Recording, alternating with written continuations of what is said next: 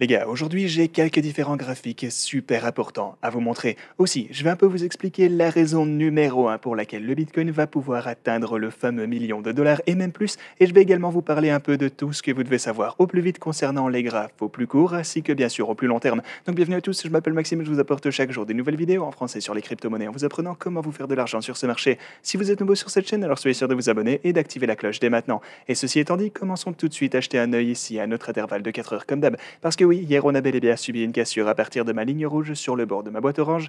Donc oui, c'est sûr, on s'est cassé la figure. Et aussi, ce que vous pouvez voir en ce moment, c'est qu'on est également en train d'un peu galérer à se hisser à nouveau au sein de cette boîte orange. On a essayé de repasser en son sein juste ici, on s'est fait rejeter, et ensuite on a quelques différentes chandelles sur le bord de la boîte orange. En ce moment, on se trouve légèrement à l'intérieur, comme vous pouvez le voir, mais ouais, quoi qu'il en soit, on se trouve définitivement au sein d'une petite tendance descendante pour le moment, et on se trouve en dessous de notre support totalement crucial ici, formé par la boîte orange et la ligne rouge que vous connaissez à 42 000 dollars. Voilà donc définitivement quelque chose qui est en droit de nous inquiéter, et aussi sur l'intervalle hebdomadaire, cette fois, voilà un petit peu comment se présente la situation. Alors, sur cette chandelle hebdo, on est en train de trader en dessous de ce support, cette ligne de tendance descendante au long terme, ok? Mais évidemment, par contre, on peut toujours obtenir un rallye, ok? Il nous reste toujours quelques jours avant qu'on ne clôture ceci ce dimanche, donc, et on peut toujours revenir se hisser au-dessus de ce niveau, auquel cas on aurait simplement formé une mèche en dessous de notre support, un truc comme ceci, et finalement on aurait donc clôturé au-dessus. Donc voilà quelque chose qu'il va falloir continuer à surveiller les gars, parce que maintenant, eh bien, on vient de chuter aussi de la EMA de 21, la ligne bleue qu'on a juste ici, ce qui est un autre mauvais signe, et aussi maintenant, si on clôturait comme ceci, alors on va se retrouver de retour en dessous de cette ligne de tendance descendante jusqu'ici, ce qui serait un vraiment mauvais signe. Donc ouais, maintenant les choses se présentent un petit peu différemment, c'est vrai, parce qu'on vient de perdre tous ces niveaux de support super importants, mais une fois encore, sur l'intervalle hebdomadaire, il faut toujours qu'on assiste à une clôture définitive avant qu'on puisse en tirer des conclusions et essayer de savoir ce qui va se passer ici.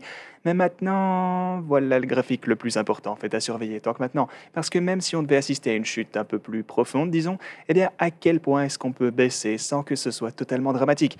Eh ben, genre, comme je vous l'ai déjà expliqué quelques fois dans les vidéos précédentes, et vous pouvez aller les voir si ça vous parle pas, eh bien, je pense que cette ligne va vraiment être un énorme support pour le Bitcoin, et là, on ne se trouve qu'à, allez, genre 15% de ce point. Donc, ma stratégie en ce moment, c'est que je ne compte pas entrer dans un trade pour le court terme, mais ce que je vais faire plutôt, comme je vous l'ai expliqué également, c'est que si on continue à descendre ici, évidemment, c'est même pas sûr que ça va continuer, hein, mais si on devait chuter encore plus, alors je me contenterai d'échelonner mon entrée, je vais entrer progressivement dans un trade, et d'ailleurs, vous êtes en mesure d'assister à tout ça sur cette chaîne. Je vais vous montrer exactement les niveaux auxquels je compte acheter, vous allez pouvoir voir exactement à quel point mon trade sera performant et tout ce qui se passe de neuf le concernant, donc voilà quelque chose auquel vous pouvez vous attendre prochainement.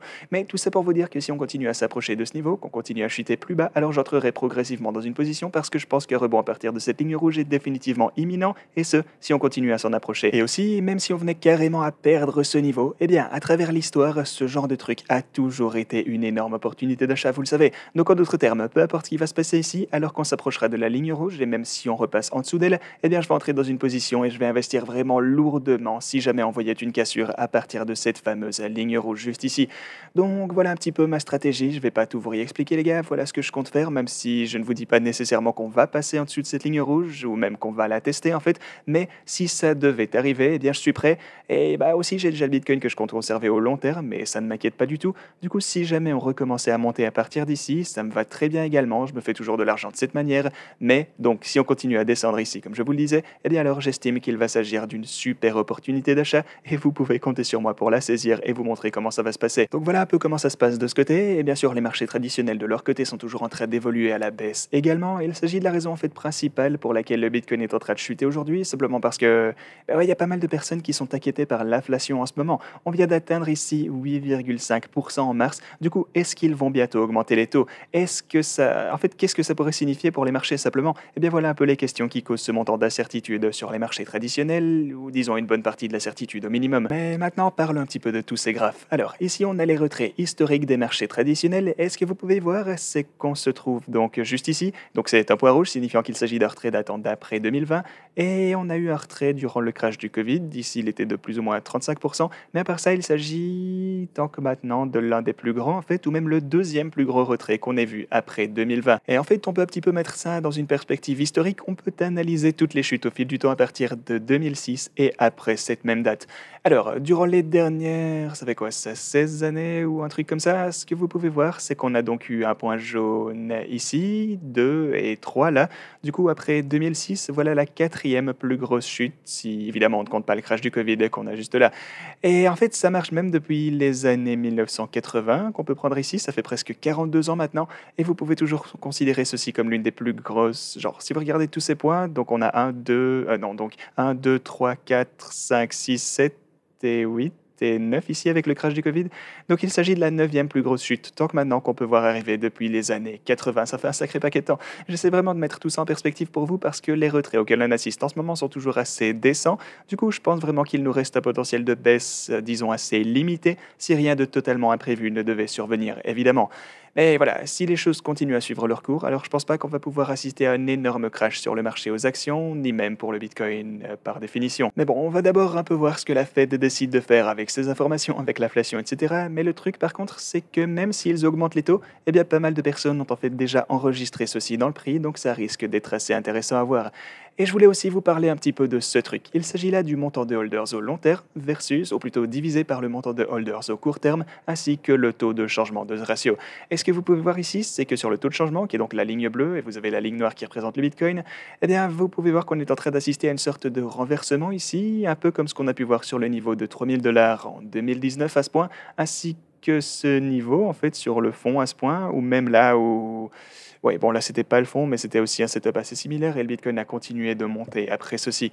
Donc, ouais, faites ce que vous voulez de tout ceci, faites ce que vous voulez de ces informations, mais je vais juste vous apporter ceci qui nous montre sur la chaîne que si on prend le montant de holders au long terme divisé par le montant de holders au court terme et que vous prenez ce taux de changement, eh bien alors on peut voir quelque chose de similaire à ce qu'on a vu par le passé avant que le marché ne repasse en mode bullish. Ok, donc maintenant on sait qu'on a 8,5% d'inflation sur le dollar américain, mais qu'en est-il donc du Bitcoin? Eh bien, le Bitcoin voit en fait lui aussi une sorte d'inflation et ici on a en fait 1,6% par an. Je ne sais pas si vous le saviez. Du coup, chaque année, 1,658% d'inflation pour être précis est à compter pour le Bitcoin et il s'agit de la raison pour laquelle le Bitcoin va monter jusque... Parce que en fait, peu importe à quel point le dollar américain va perdre en pouvoir d'achat, le Bitcoin lui va augmenter en pouvoir d'achat au fil du temps. Voilà en tout cas ce en quoi je crois et tant que maintenant on dirait bien que cette théorie a été plus que correcte, donc on va voir si ça continue à être le cas alors qu'on avance dans le temps également.